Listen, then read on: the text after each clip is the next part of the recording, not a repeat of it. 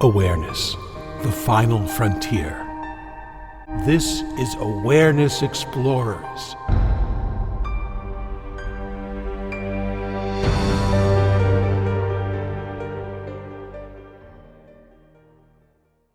Welcome, friends, to another episode of Awareness Explorers. I'm the co-host, Jonathan Robinson. I'm with my friend and co-host, Brian Tom O'Connor. And we got a guest that I'm very curious about because I have lots of questions and we're in a similar field, and that's Paul Austin. Some of you might know him. He's a prominent figure in psychedelics, and he's guided millions to safe and meaningful psychedelic experiences through his work as the founder of Third Wave. He's curious about the convergence of psychedelics, personal transformation, and professional success, and how they weave together to help form a meaningful existence.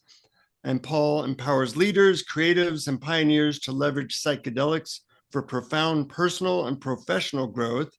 He views utilizing psychedelics as a refined skill cultivated through mentorship, exploration, and purposeful use, critical for humanity's ongoing evolution. Welcome to Awareness Explorers, Paul. Thanks for having me on, Jonathan, and congratulations on getting through that word salad in my bio. Well, you know, we have a similar mission, Paul, in many ways, and that's why it was fun to meet you last month in person and talk to you and be able to interrogate you for a full hour or so. I can't wait. I'm looking forward.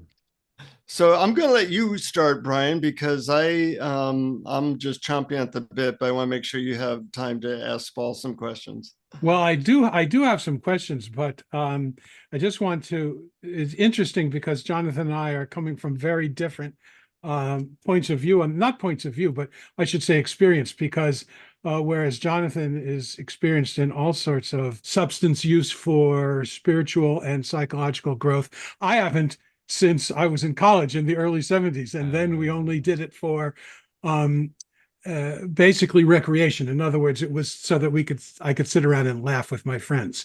So right. I don't have views against, I just don't have recent experience. So I'm very curious. So I'm actually willing to let you start, Jonathan, but then later on, I'd love to hear how you feel microdosing in particular lines up with what I see as the principles of non-dual awareness, which is what our program is mostly about. Fantastic.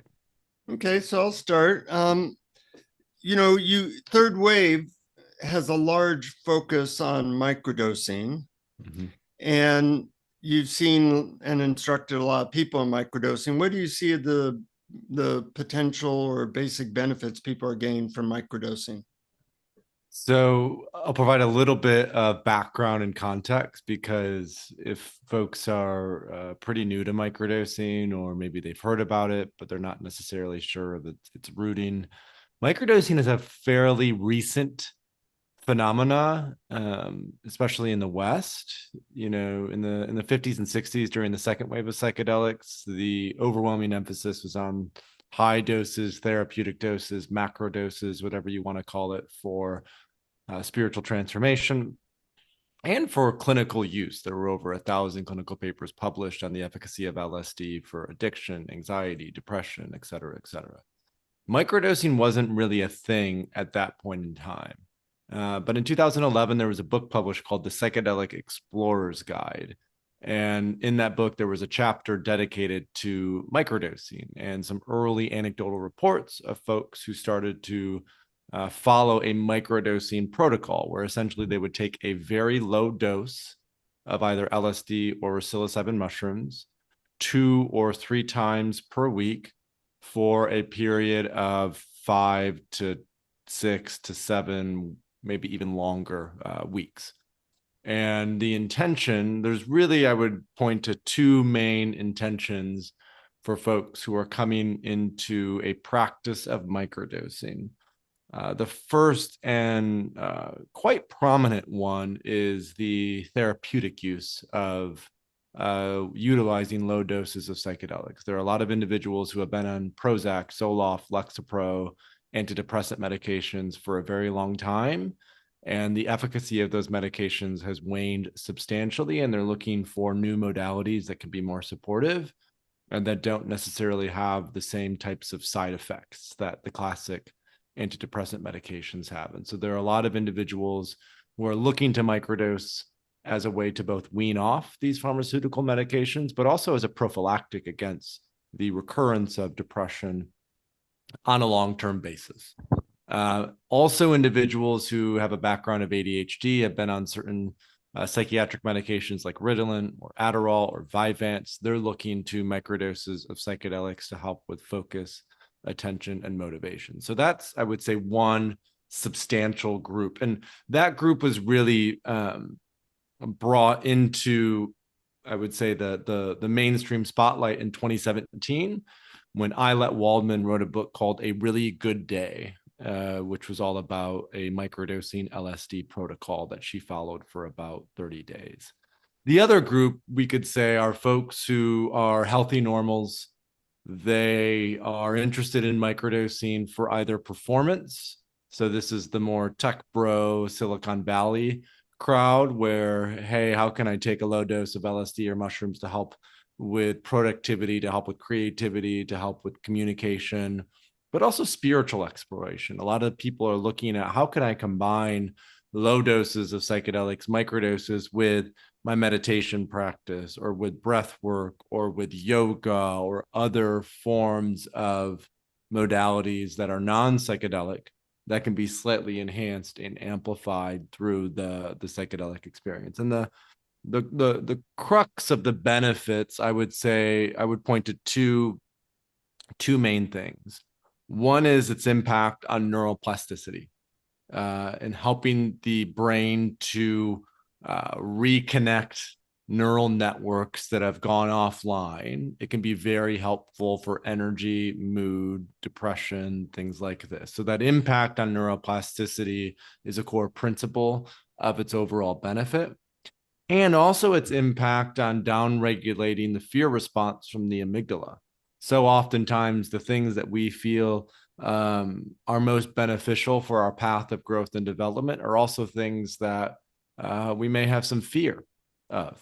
And so what we've found is when folks commit to a microdosing protocol, it just helps to downregulate that fear response enough where a more courageous aspect of self comes out to play. And that means individuals are able to make choices and decisions that may be difficult or may be challenging, but at the end of the day are in their best interest for their path of growth and development. So that's sort of the basic context of why folks are coming into a microdosing protocol.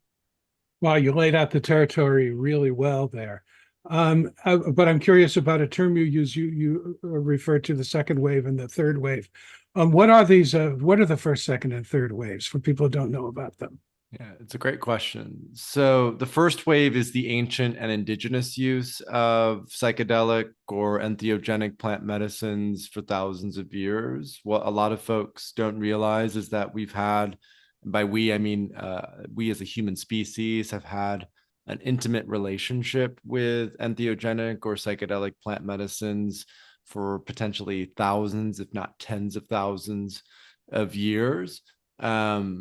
And we know that the ancient Greeks utilized a beverage called koukion, which was made from ergot, the same thing that LSD is made from. We know that in the ancient Vedic scriptures, they wrote about something called soma, which was assumed to be a psilocybin mushroom potion. We also have archaeological evidence of the use of peyote in Mexico as long as 15,000 years ago, and the use of yopo, which is a 5-MeO DMT snuff, and ayahuasca in the Amazon for at least 1,000 years. So there's a deep lineage, both in ancient, and I say ancient because I mean ancient Greeks, the ancient Vedics, these people who had ancient civilizations, the way that we think about it, but also indigenous folks, especially in the Americas, have had a deep and rich relationship with plant medicines for a very long time. Unfortunately, when Christianity became the official religion of the Roman Empire in the 4th century, they nixed these psychedelic Eleusinian mysteries that the ancient Greeks were participating in because they were too pagan. And so for 1700 years, we as a Western culture have been cut off from our relationship with psychedelics and entheogenic plant medicines. And so when LSD was invented in 1938, and then was starting to be utilized in the 50s and 60s, it was the first time that in Western culture there had been widespread use of psychedelics for many, many, many, many years. And it went well initially, but didn't end so well. And what I typically say is the problem wasn't LSD necessarily. The problem was that people were just doing way too much LSD way too often. And so that's where I looked at microdosing as that bridge to cultural accessibility in this third wave of psychedelics, that if we're going to amplify psychedelics in this mainstream global culture, that taking just a little bit, a couple times a week could be beneficial or even more beneficial for the majority of people, rather than going straight for this the sort of God experience or the mystical experience that so many consciousness explorers were navigating in the 60s. Yeah, and in your book, you compared it to aspirin. I found that interesting. How we used to take a lot of aspirin and then found out less is beneficial. Yeah, that metaphor comes from one of my mentors, Jim Fadiman. So Jim was the author of the Psychedelic Explorer's Guide, and Jim is really the godfather of microdosing today. And he's like, yeah, as you said, we used to take a ton of it and it didn't work so well, but you found out if you just take a tiny bit of it, that it could be really helpful. And I think the same is true for psychedelics. Obviously, the therapeutic use of psychedelics at high doses, if there's a really great container, if prep and integration is honored, if the facilitator knows what they're doing, it can be transformative. And inevitably, there's more risk the higher dose that you take. And so if folks can just have these lower doses of psychedelics almost as a way to baby step into the more intense ego-dissolving properties of high doses of psychedelics, it can, I think, smooth the overall process of working with these ancient plant medicines. Well, you guys are giving a really good background. I like the way that you mentioned that there's, two very separate audiences. I like to think of them as three separate audiences: people who use microdosing for mood type stuff, people who might use it for productivity or creativity. And then a very different area is the spiritual integration part, which is really how I've used it. That I like taking a small amount of LSD or psilocybin mushrooms and then going about a normal day, because then I get to see what Jonathan would be like if he was 20% more spiritual. And what is Jonathan like when he's 20% more? He's amazing. He's a lot better than the normal Jonathan. My wife likes him a lot more. My dogs even like him more. And I like him more. Your dogs love everyone, regardless. That's true. But, I'm more present. I have less thoughts. Things are more beautiful. I'm more slowed down. And I also find that any spiritual tool that I use works better. We talk a lot about spiritual methods here, and it really doesn't matter what the tool is. It all works better on a little bit of mushrooms. And I think that the microdose can be kind of like a training wheels of learning how to ride a bike. Once you know what quiet is or what stillness is or the background of awareness with the help of some microdose, then it's easier to get to that when you aren't taking the medicine as well. So do you know many people who are using it in that particular way? Well, it's interesting that you bring that up. There's a great phrase that I like, which is, how do we turn altered states into altered traits? Yeah. And what was very present in the 60s is with the widespread use of LSD in particular, a lot of the foremost prominent meditation teachers of the last 40 to 50 years started their spiritual path with psychedelics, not microdoses necessarily, but higher doses. Because when we have this high dose experience with psychedelics, all of a sudden the clouds part, we're able to see this mountaintop of our higher self or who we feel called to become. And it provides a model or even an imprint for us to practice coming back into as a way to turn that altered state into an altered trait. And the reason I mention that is after that high dose experience, what occurs is, we talked about neuroplasticity a little bit already, but there's a critical learning period that opens up. And that critical learning period means for 2 or 3 weeks after a high dose experience, it becomes much easier to commit to a meditation practice, to remember or journal about purpose and deeper meaning, to have maybe challenging or difficult conversations with ourselves or with loved ones in our lives. And when we can microdose, we elongate or we extend that critical learning period. So instead of it maybe just being 2 or 3 weeks, it can be something like 4 to 5 to 6 weeks. And I lay all that out because what we teach and emphasize and what so many individuals have committed to is we focus a lot on the fact that microdosing is not a magic pill. That in the West in particular, we've been conditioned to, if we're depressed or we're anxious or we feel broken in any way, to take a pill to fix that. And so what we emphasize is microdosing opens up a window, it opens up a space, but it really is up to you to commit to a practice, an ongoing practice that facilitates transformation without the need to continue to take psychedelics again and again and again.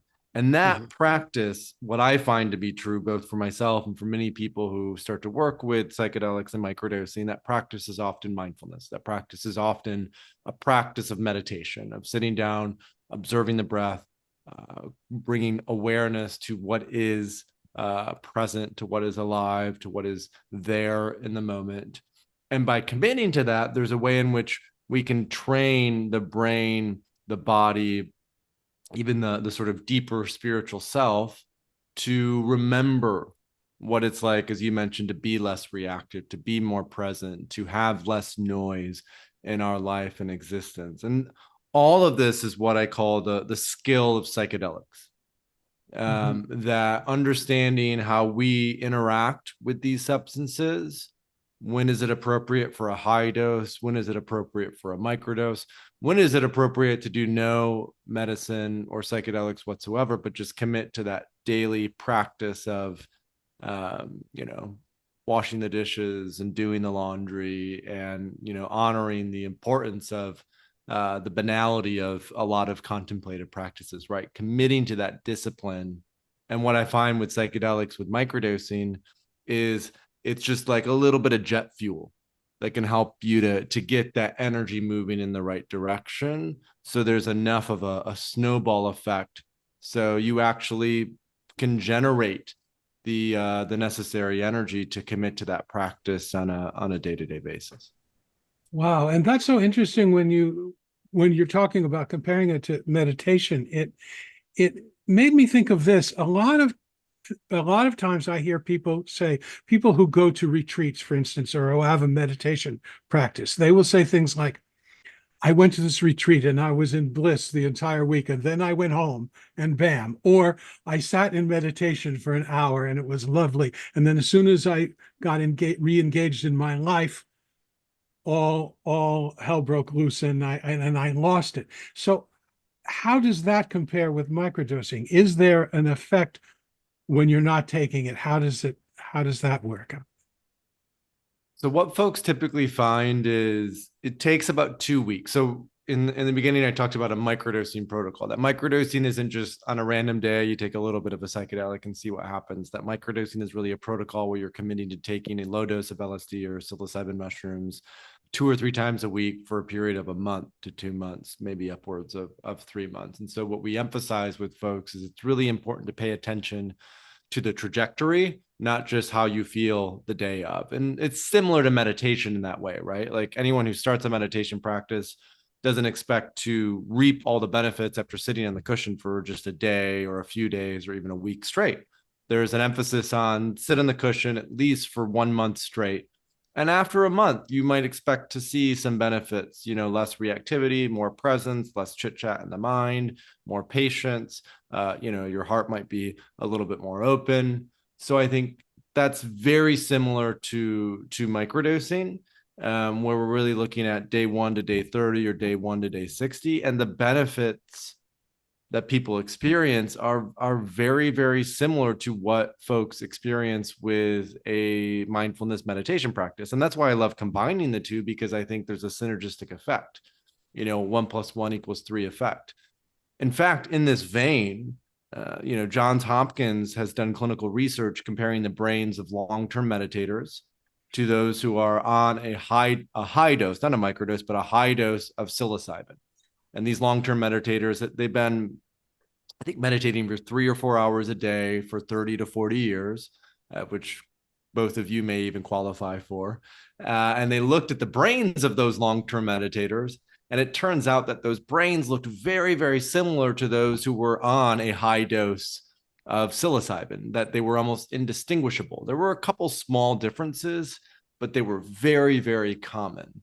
And so that practice of microdosing, I think, is a fantastic tool to get folks out of a rut and get them on the right path to actually commit to that practice of meditation. And then people, in clinical research, what we found is there's 3 main benefits that we're discovering through clinical research. And Jonathan mentioned these before: better mood, more energy, and better sleep, surprisingly.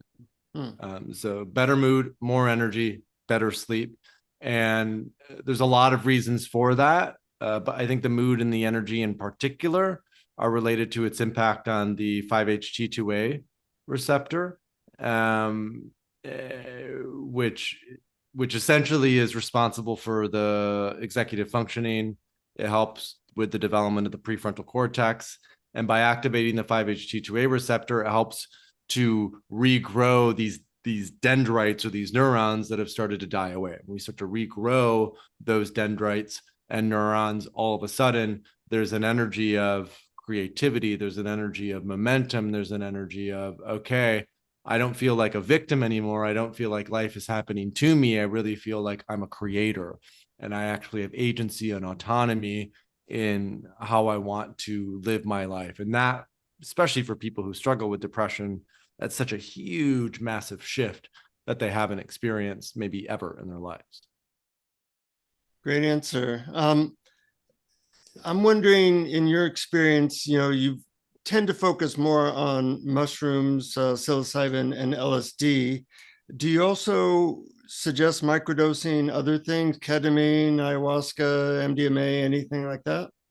So when it comes to MDMA, what I emphasize is be very mindful of a microdosing MDMA protocol, because of the methamphetamine component, the tendency to be more addictive, and the potential impact it may have, negative impact it may have on the brain. We know that when MDMA is done in these therapeutic doses, anywhere from 80 milligrams to 120 milligrams typically, and those experiences are spaced out, there's no problem whatsoever.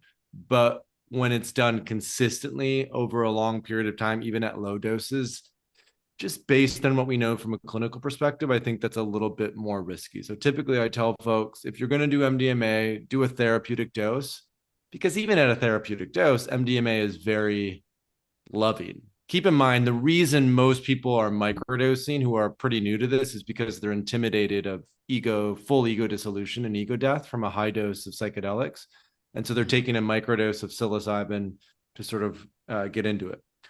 There is a company called Joyous that does microdoses of ketamine. They've had incredible success helping to wean individuals off certain psychiatric medications with microdoses of ketamine. And then they even have a protocol after I think they do a 30-day microdosing ketamine protocol where it might be every day. When you say microdosing ketamine, what kind of dosage are they I suggesting? want to say it would be equivalent to probably 5 to 20 milligrams of ketamine in a lozenge. It depends on the individual, but anywhere from 5 to 20 milligrams. And then they put them through a protocol. And then after they microdose ketamine for a consistent period of time, they actually wean them off, because the challenge with ketamine, it does have more addictive properties than, again, psilocybin and LSD, because of the way that it interacts with the brain. With ayahuasca, what I don't really provide much context on that, because I'm not a curandero, I'm not a shaman. If folks want to microdose ayahuasca, that's from my perspective, it's one of those things where you have to have a relationship or a lineage, a deep relationship or lineage with a plant and a teacher. And if you want to microdose under their guidance as part of a deeper medicine path with ayahuasca, then they will be the best ones to guide you in that. San Pedro, though, is really interesting, because San Pedro is very similar to LSD in terms of its impact on dopamine in particular, but it's less, it's more balanced than LSD. LSD has a tendency to be a little bit more heady, just cognition. San Pedro, you still get the cognition, but you also get some of the grounding and the somatic elements of it. And what's also interesting about San Pedro, and one of my sort of hypotheses for why microdosing is so beneficial, is it has a pretty massive impact on inflammation. So in 2017, I believe, Charles Nichols, who is a researcher at LSU, published research on the anti-inflammatory impacts of psychedelics. And the substance that he looked at was a substance called DOI, which is a synthetic analog. But the closest entheogenic plant medicine to DOI is mescaline, or San Pedro. And so there's some interesting case studies of folks who have healed Lyme disease, who have healed shingles, who have healed various other autoimmune conditions with a microdosing protocol. And so we don't have a ton of research out on that yet, but it's going to be really interesting to see what we start to learn and understand about what impact these low doses of psychedelics have on chronic inflammation, because we know that chronic inflammation is related to a lot of lifestyle diseases. And so there may also be, just like with aspirin, that's why that aspirin reference is so helpful. There's likely a purely physiological benefit in taking these low doses of psychedelics, and that's related to its impact on chronic inflammation. And just to sort of finalize that point, because of the vagus nerve, we're learning more and more about the mind gut, or the body gut connection, right? The gut brain axis is what we call it. 90% of our serotonin receptors are actually located in our gut. And so when we're taking a low dose of a psychedelic consistently, it's activating those serotonin receptors. For many people, it's helping to lower chronic inflammation in the gut, which then also lowers chronic inflammation in the brain. There's a distinct and direct relationship between those two. And so when we lower chronic inflammation in the brain, again, there's this sort of inner healing intelligence that comes online. There's more dendritic sprouting, more neuronal growth, and people find that it helps with neuroplasticity. So there's sort of lots of mechanistic explanations. And at the core of it, there's a state that is trained, I believe, through intentional low dose psychedelic use. And it's incredibly beneficial to combine that state with a practice of meditation or other non-dual practices as a way to facilitate greater presence, awareness, and love. Brian, I know you had a question about the relationship to non-dual states. So I do, as a matter of fact. This is completely my own formulation, but I have, I guess, what I would call the 6 principles of non-dual awareness, and which are allowing, identity shift, unfiltered experience, unconditional love, uncaused happiness, and oneness. And in reading your book, I realized that there are definite parallels to all of these in microdosing. And I was wondering, what's the best approach? Should we should we look at them one by one, or we've actually touched on a few of them. Let's Certainly, look at them one by one. I think that might be Okay. interesting to break them down, and we can explore them. Great. Okay. The first one is allowing, which is basically allowing everything to be as it is. And it includes ability to allow emotions and also letting go of the conditions you have on experience in order to be happy. Right. And so I would also like there's an acceptance Yeah. in that, right? There's an unattachment to outcome Yes. within that.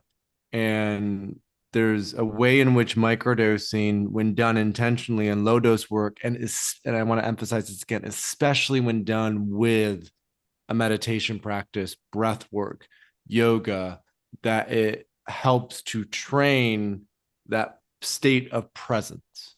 And when we are in a state of presence, then we can both allow the channels of emotions to open up, whether it's sadness or anger or grief or joy or bliss, whatever wants to move through.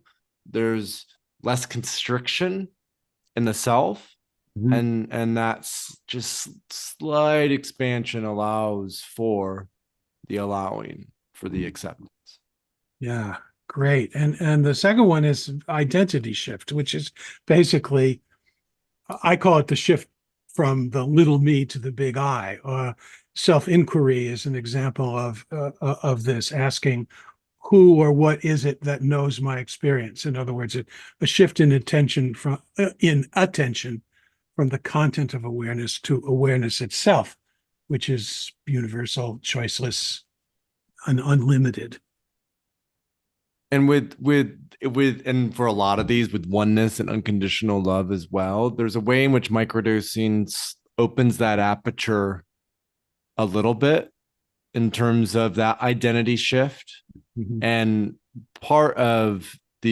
from my perspective, part of the explanation is we're developing or cultivating a relationship with an intelligence that is outside of ourselves. So part of the interesting aspect when people start to work with psychedelics is the ego dissolving properties, sure, but also the fact that psilocybin, ayahuasca, and some of these other entheogenic plant medicines have an inherent intelligence within them. And so there's a way in which the identity shift is a result of this symbiotic relationship that we're cultivating with the entheogenic or the plant medicine that we're working with.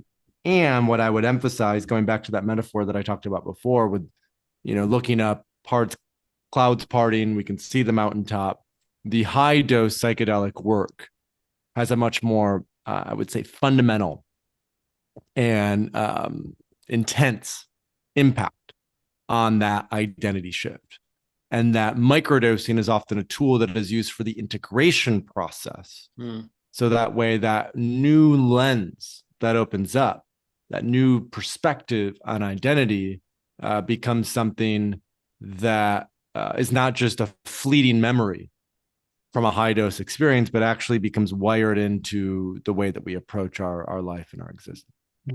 I like the way you put that, Paul, that the high dose shows you the mountaintop, and then the microdose can help with the integration of the identity shift. I think a lot of people haven't come to that conclusion necessarily. So, but those are like peanut butter and chocolate. They work well together.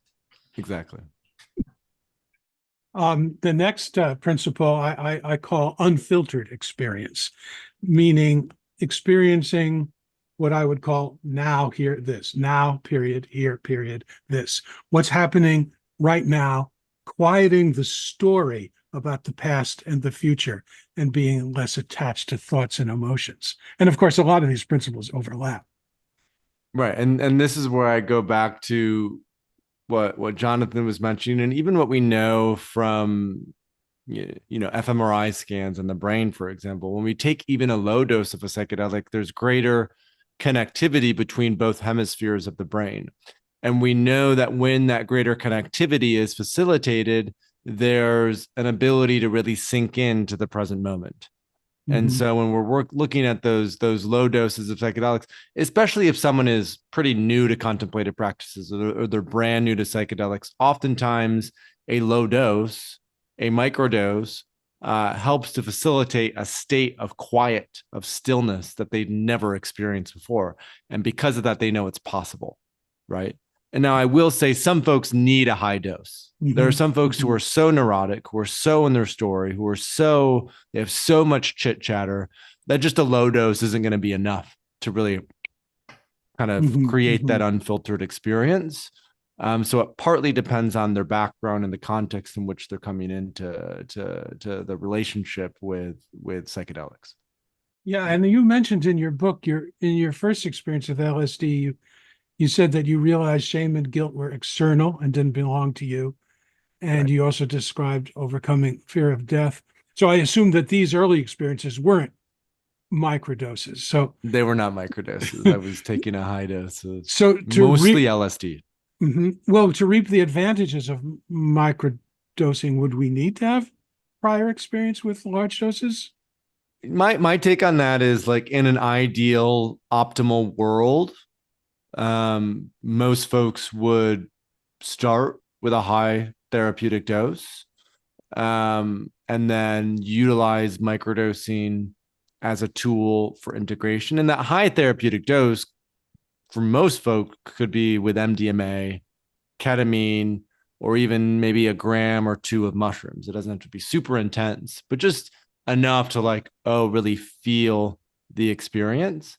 And I will say there are a lot of people who benefit and would only benefit from doing the low doses right away, that the very high dose would actually create more instability. And that would be detrimental in the both short and long term. So this really is on a case-by-case basis, based on the intention, based on the background, based on where someone is coming from, if they have a previous history of, intense trauma, if they have any prior practices with contemplation or psychedelics. It depends on so many of those factors. So it's probably best for them to talk to a guide, a facilitator, a coach, or a therapist, facilitator, a coach. A practitioner. Right. Exactly. Yeah. Precisely. Yeah. Speaking of that coaching, I know Third Wave has programs for helping people become psychedelic coaches. Can you speak a little bit about what you're training people to do? Obviously, I have an MDMA training, but I find our missions and the way you describe things so similar to how I view it. I'm just wondering how you would describe what you are trying to train people to do. So the practitioner training program we started in mid-2021. There were a handful of training programs at that point in time. Now I believe there are something like 150 training programs out there, the vast majority of which focus on the therapeutic, clinical, and or medical application of psychedelics for depression, PTSD, addiction, anxiety, whatever it is. My background and my curiosity in this space has always been more on how do we go from good to great?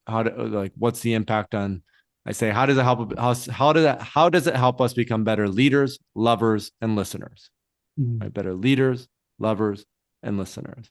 And so I wanted to develop a program that was trauma informed, sure. And we have a lot of people with clinical backgrounds. We have medical doctors, we have clinical psychologists, we have clinical therapists who are part of the faculty, but more of an emphasis on the creative aspect, the self-actualization, the sort of reaching the pinnacle of this higher self that we know we can become. And so what we emphasize in our training program is this program is not to train you to guide high dose psychedelic experiences. If you want a training program to guide people through high dose psychedelic experiences, mentorship, one-to-one supervision, getting hands-on practice is the best modality or the best way to make that happen.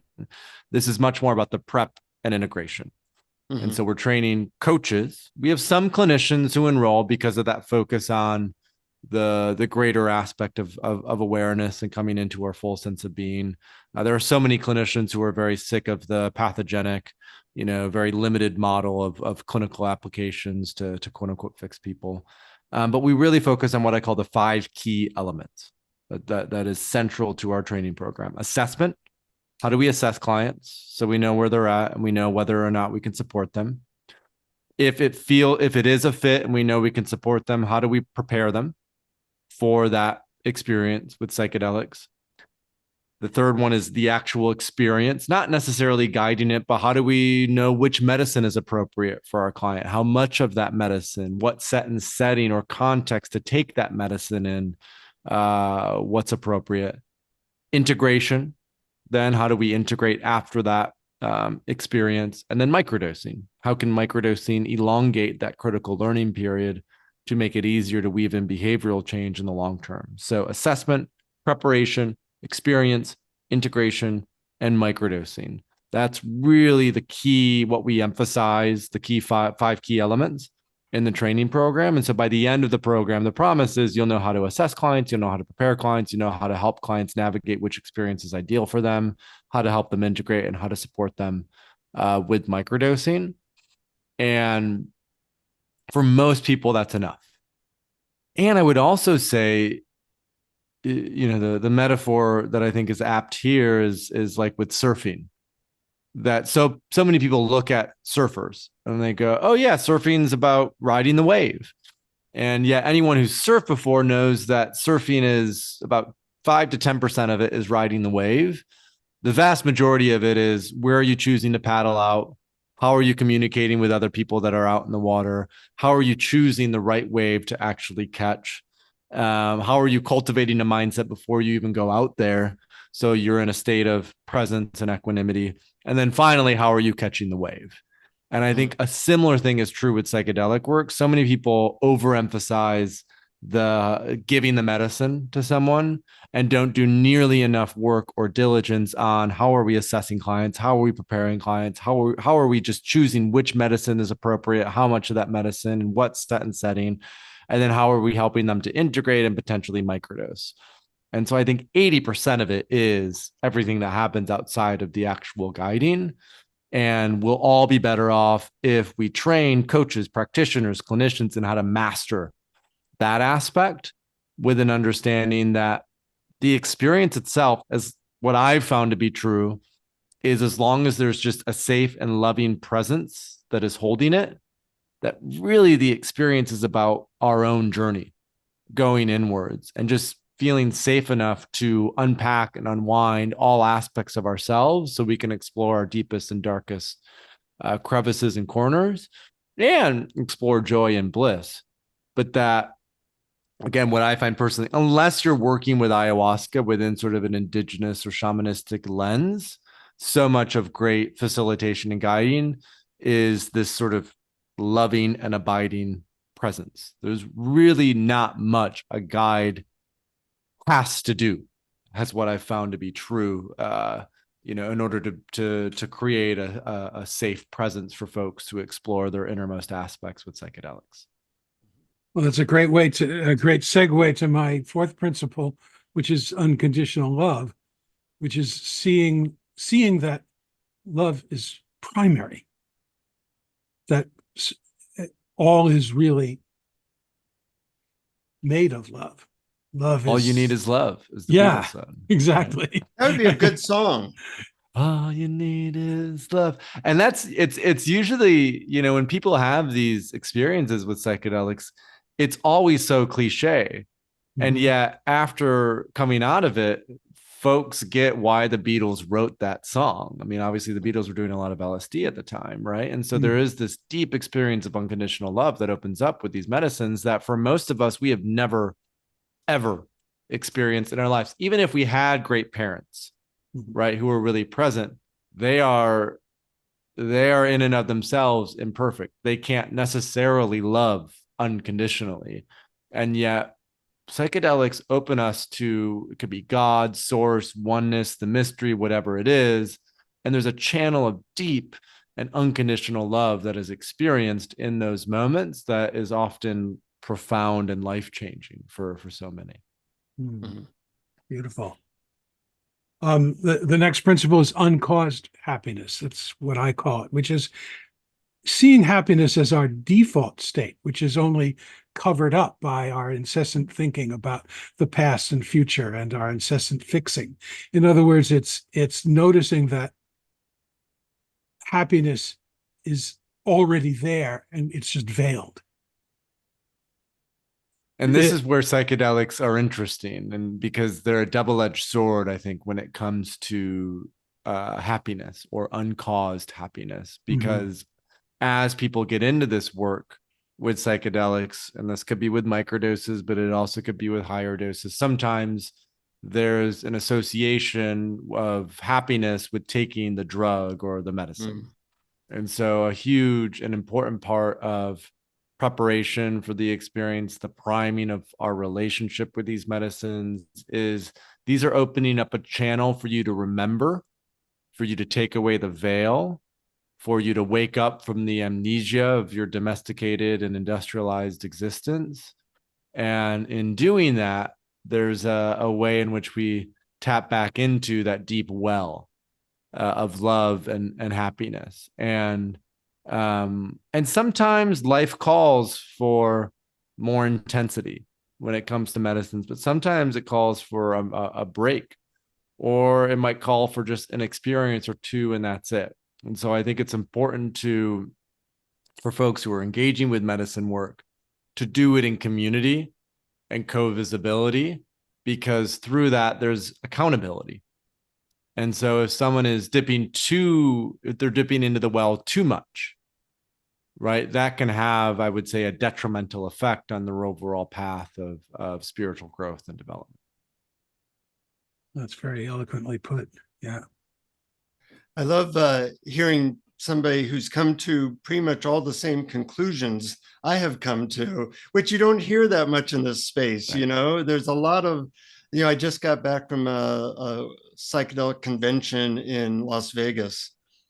And, my head was on fire. My hair was on fire with some of the people presenting, just sell massive doses of mushrooms to anybody who comes in, and all kinds of strange ideas, so-called spiritual ideas of working with crystals and all kinds of stuff, which I thought was missing a lot of the most beneficial aspects of these medicines, including the idea in America where more is always better. And the microdosing movement is obviously a shift from that. And so important to know. What do you think is the future of psychedelics and perhaps microdosing and third wave? A great question. So the third wave of psychedelics is really just, I would say, starting to hit in a more substantial way. We're on the verge of MDMA being approved by the FDA to treat PTSD. Fingers crossed that all moves through. Right, Jonathan? That would be phenomenal for all the work that you're doing and have been doing. We have states like Colorado and Oregon that have legalized psilocybin mushrooms. Colorado has decriminalized all plant medicines. What we're going to, we have a number of cities, Oakland, Seattle, Detroit, that have decriminalized all plant medicines as well. So we're seeing this sort of tried-in approach to psychedelic normalization between decrim, which just means that local law enforcement spends no money or effort whatsoever in enforcing possession of psychedelic substances, state-by-state legalization in Oregon and Colorado, and then the FDA approval process with MDMA slated for this year and psilocybin slated for probably 2026 or 2027. So that's a lay of the land. What I'm most interested in is the work that we're doing through the Microdosing Collective, which is a 501c3 nonprofit that I started about 2 years ago, that is focused on developing a policy to allow for take-home microdoses of psilocybin. My belief when I started Third Wave and what continues to this day is low doses of psychedelics are an incredible bridge for broad cultural accessibility. And unfortunately, most of the policy that's being developed right now is for high dose therapeutic use of psychedelics, which require a clinician, or a facilitator to be present with you. And I think that will be great for about 10% of people. But the vast majority of people want to do medicine in their own home, under their sort of own autonomy, potentially with the support, maybe whether that's virtual or having a friend who's there to sit and support them, and at low doses. And microdosing in the typical protocol, you might have someone to support you the first few times you do it as you calibrate the dose level to find what's appropriate for you. But after that, you're simply taking it like you would a supplement or a medication at home on a 2 to 3 times per week basis. And the regulations that are being set up currently, like in states like Oregon, if you want to take a microdose, you have to pay a minimum of $500 to go into a service center to get a low dose of a psychedelic and take it at a service center, which is just insane. And no one is doing that. And so what's happening is there's just this massive black market of microdosing supplements and chocolate bars and mints that are emerging. The DEA refuses to go after folks who are doing this because they have so much of their time and energy that is consumed with fentanyl and the opiate crisis.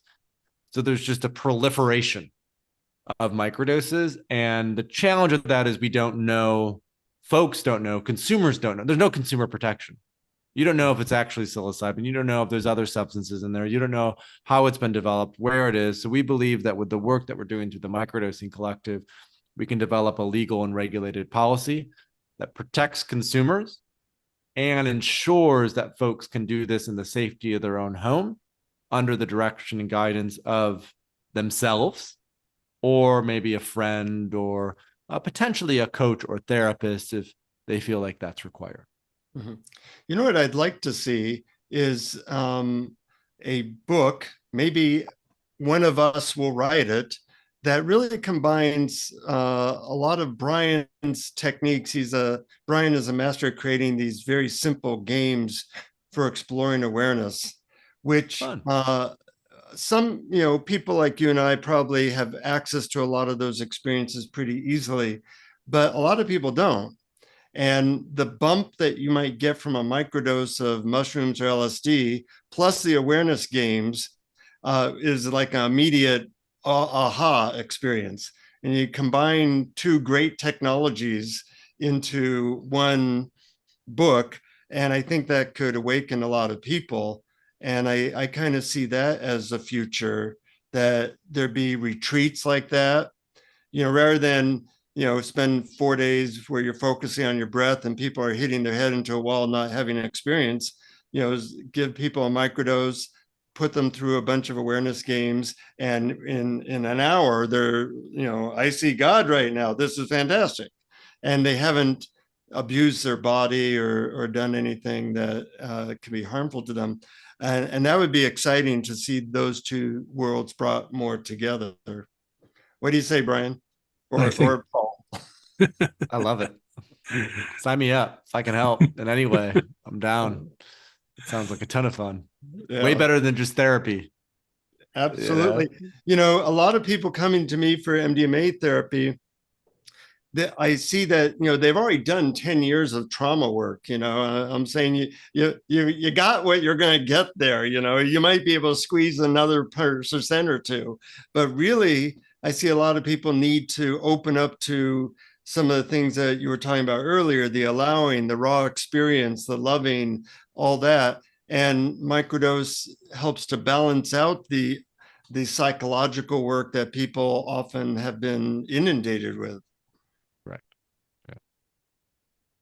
Any last words from either you, Brian or Paul, before we maybe do a guided meditation? Well, we might just briefly touch on the very last principle, which is oneness, which is, the idea that really there's only one thing going on. It's just energy rising and falling in temporary forms. And when we see that and we see a dissolving of the separation between ourselves and others, then that's related to all the other principles. And I assume, and I certainly know that this is an experience that at least in larger doses can happen. How about in microdosing? Depends on the person. Sometimes at these very low doses, there are channels that are opened up when combined with breath work or meditation, but in and of itself, the intention behind a microdose is much more about the practical Mhm. and the tangible rather than fully opening up that non-dual state of awareness. In the integration period, microdosing can be very supportive of helping us to remember what we experienced in that non-dual state. But for oneness, a high dose is usually called for. Has been my experience. Although, I do want to say that, I meditate or take a high dose of psychedelics, that oneness is there. That I'm not worried about. That's only 1% of life. The where I spend my time is on email. So, I want to know how to feel a little microdose of oneness while doing my email. And microdosing or an awareness game gives me that microdose of oneness while spending my time doing what I normally do throughout my day. So I want to give that a little commercial for that. And also, speaking of commercials, I will say that Third Wave is probably my favorite website for psychedelic information. You've done a really great job of answering questions, and the clarity of which you speak, both personally and on your website, is really great. So how, thirdwave.com is basically it's thirdwave.co. You could also just Google okay. Third Wave microdosing or Paul Austin microdosing. I'm on Twitter and Instagram at Paul Austin 3W. And then if anyone is interested in that more extended practitioner training program that we have, that's through the Psychedelic Coaching Institute, which is our sister brand with Third Wave. And all of those details can be found on thethirdwave.co as the domain. Great. And your book, which I read, which is really great. What's the name of it? Thank you. Mastering Microdosing, and that's on Amazon. Great. Thank you both. I hear you have a meditation for us. Any words before you want to do the meditation, or shall we go right into that? Let's go right into it, and then I'll kind of weave us from there. Okay, sounds good. All right.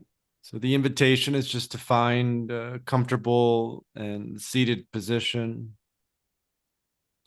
to connect your butt, your feet, your breath,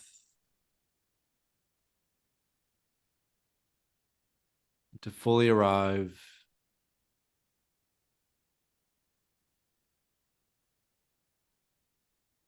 into the present moment.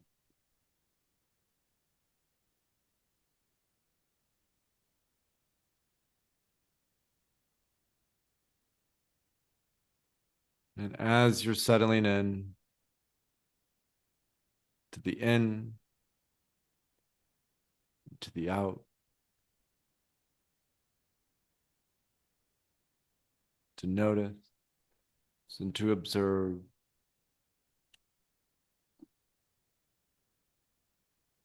what thoughts,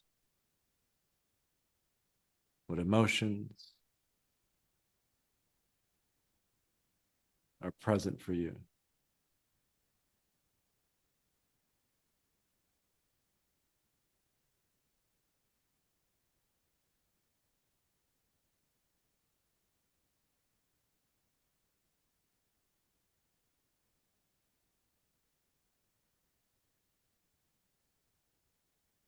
A deep breath in and a deep breath out.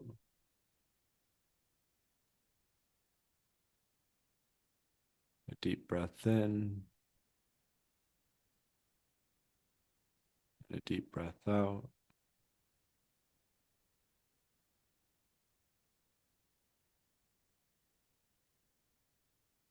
Just noticing the mind, the chit chatter,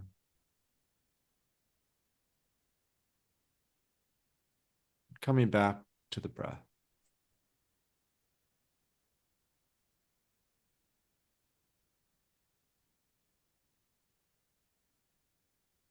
As it comes in and as it goes out.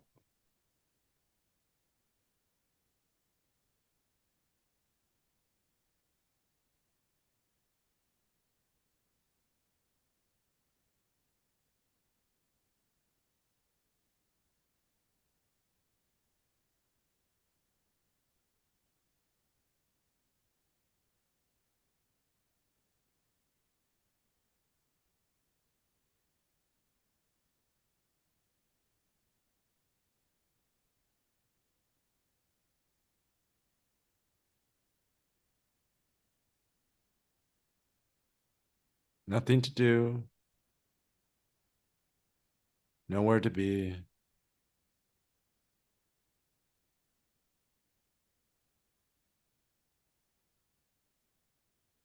Present moment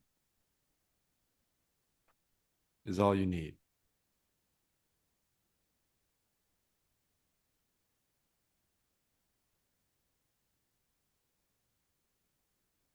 As the breath comes in, as the breath goes out.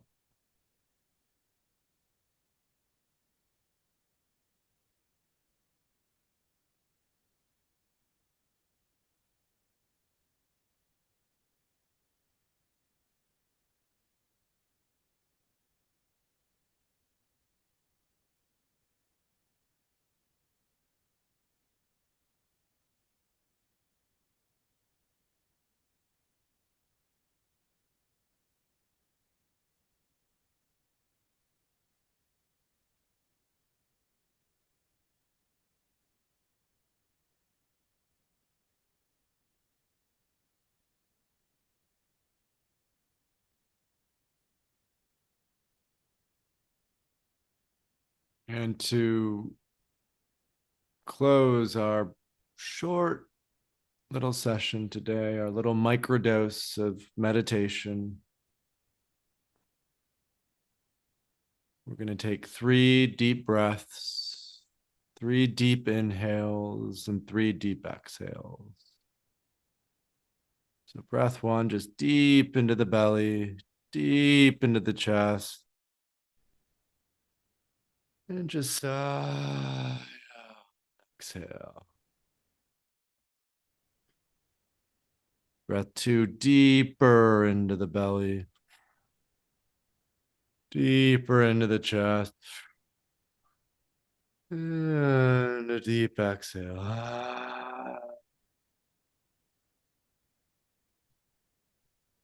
And breath 3, deep into the belly, deep into the chest. And a deep exhale.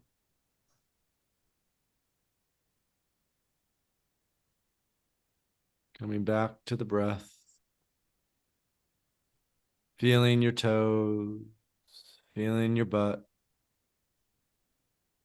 And then when you're ready, slowly fluttering open your eyes, coming back into the present moment.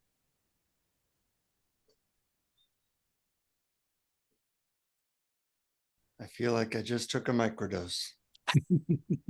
You know, I love these guided meditations we do with our guests because even on Zoom and even with just the 3 of us, I just feel this shared energy, which I just did then. And, you know, over and above what I might all by myself. Yeah, there's still a field of coherence, even over Zoom, as we're all Yeah. thousands of miles away. Which Amazing, is beautiful. Yeah. Which makes no sense, but I've now convinced Brian that exists. So, you know, I feel like that's a major win. Yeah, I'm the skepticalist, spiritual type person in the world. But a lot of skepticism drops away over time. Yeah. Yeah, that's right. A healthy amount of it is good. It's But, important. Keeps us yeah. honest. Yeah, keep us honest. But openness is also good. Important. Yeah. Well, thank you both. Thank you for facilitating this conversation today and for having me on the podcast. I had a ton of fun. Thank Real you. pleasure. Doing great work, and the psychedelic community is lucky to have all that you offer. Thank you, Jonathan. I appreciate that. We'll be in touch. I'll see you in a couple hours. That's Yeah. true. Until next time, all our friends, keep exploring. Keep exploring. Thank you for listening to Awareness Explorers. To learn more, you can check out our website at awarenessexplorers.com. Please subscribe to our podcast on your favorite podcast app. We'd love it if you would post a review. And please share our link on Facebook and with family and friends, because knowing yourself as awareness is the greatest gift you can give yourself or someone you love.